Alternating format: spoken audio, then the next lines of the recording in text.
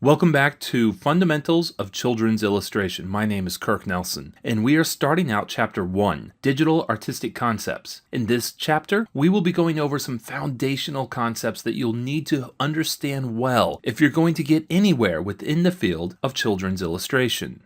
And this is lesson number 2, where we take a deeper look at pixel resolution, particularly how it pertains to print work. So to start with, let's take a look at this image that I have here, this simple drawing of a boy that looks like something that would be in a children's book. It's very cute, it's very friendly, but unfortunately, it's actually very small. Now I know as you're looking at it, you think, well, it doesn't look that bad. It looks like it's about half the screen size. That looks workable. The thing is, when you're looking at something on the screen is displaying usually about 72 dots per inch. That means within every inch of your screen is 72 little points of light. Or, with certain monitors, it's about 96. But 72 is a standard benchmark that's used. This illustration here was drawn at a full 100% at a resolution of 72 pixels per inch.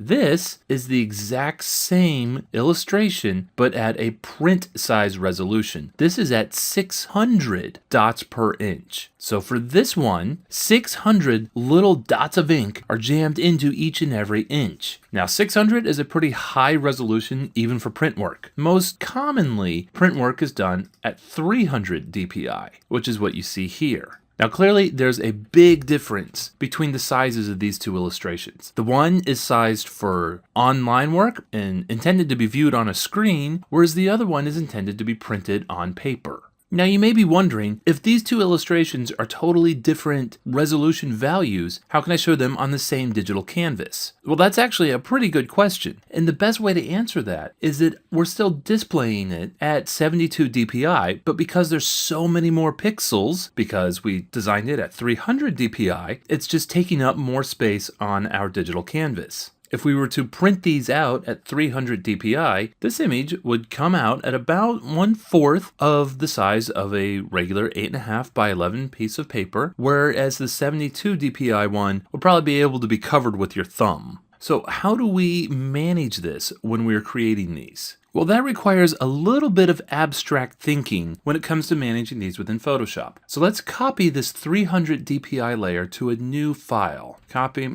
say new.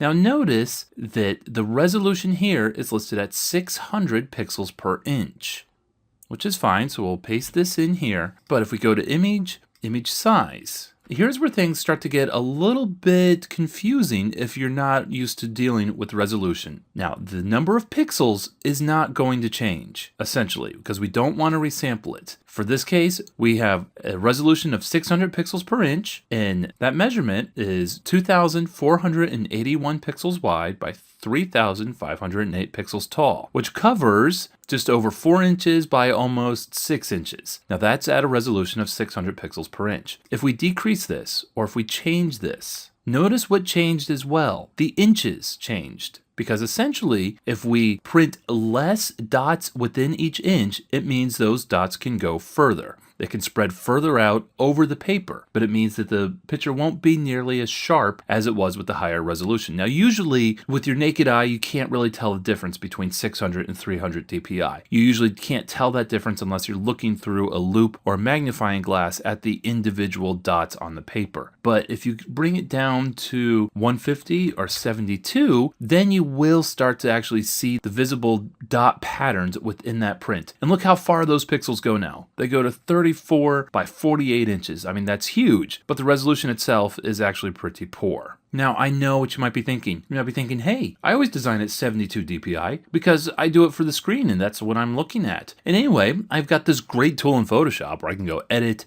transform, scale, and I can just scale that thing right on up, and I don't need to worry about such DPI nonsense, right? Well, no. I know that you think that looks pretty decent like that because you're looking at it at a 72 DPI, but if you look in on that, look what happened to those lines when we scaled that up. They got all fuzzy. They got all smudgy. They're not crisp and clear. Just as comparison, look at it next to the 600 dpi one. Look how crisp and clear those lines are. those are beautiful. But the one we scaled up, yuck, that does not look good at all. If you ever submit something with this type of fuzziness or smudginess to a publisher for print and hope that they're going to print your work in a children's book, you will not succeed. We'll just put it that way.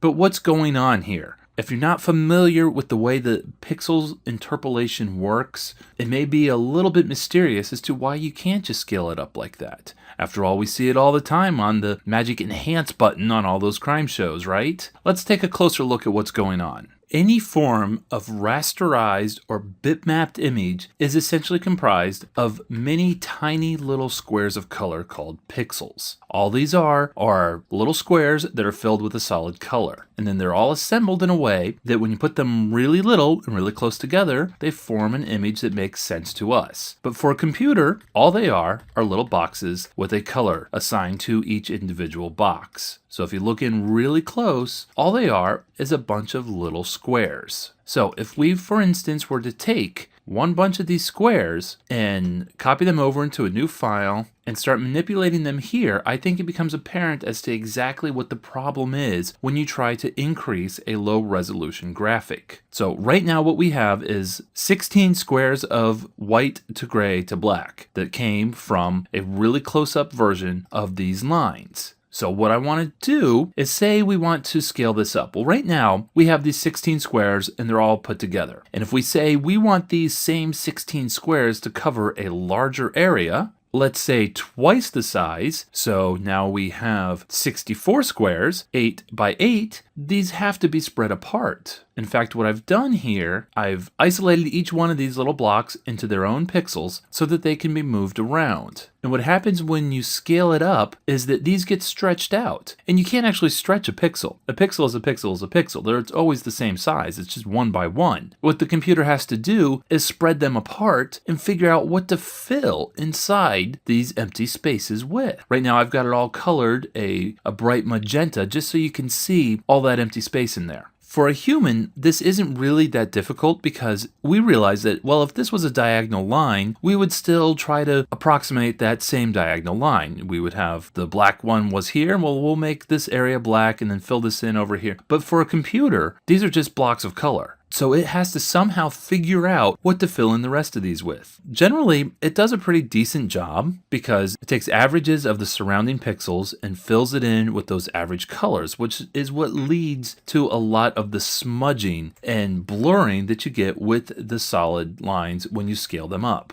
And that's essentially the crux of the problem, is because we are taking what was a tight arrangement of pixels and we're spreading them apart, and the computer has to find some way to fill those in a way that looks good and makes sense to us. So the general rule of thumb is to always design at a larger size that can then be scaled down, because scaling those pixels down works a lot better than trying to scale them up. All the computer has to do is throw away every other pixel instead of trying to invent colors to fill in between the gaps. So hopefully that's all clear, because the next thing I say is going to seem like it goes completely against everything that I just taught in this lesson. We are going to talk about vectors. This is a vector version of this exact same drawing. Now, what is a vector? We discussed previously how the drawn image is just a series of squares filled in with color. The vector image ultimately is that, squares filled in with color, but the computer has instructions as to which squares to color which color. And that is done by a series of mathematical lines called paths or vectors. Now, the biggest advantage to using these is that they scale up without losing resolution. Watch this.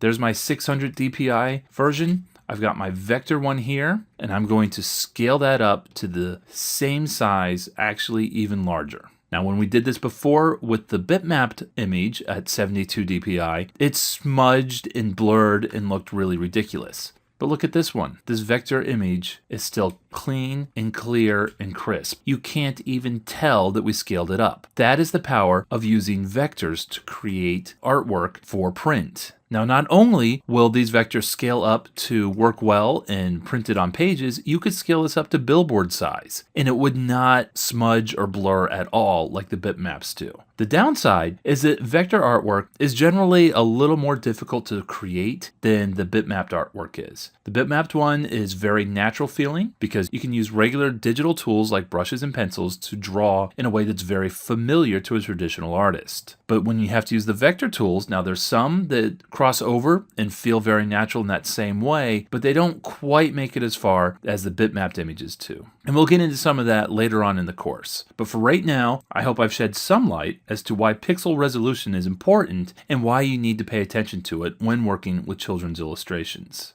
Okay, so that brings lesson 2 to a close, dealing with pixel resolution. I know that felt like it was a bit technical. I promise we will get to some really fun stuff in this course, but I need to lay these foundations first. The biggest thing you need to remember from this is start out designing with a very large resolution so you can always scale it down later on to match whatever your printer actually needs. Don't try to scale up, always scale down. Next lesson, lesson 3, it's even more fun, where we start talking about color space, RGB versus CMYK.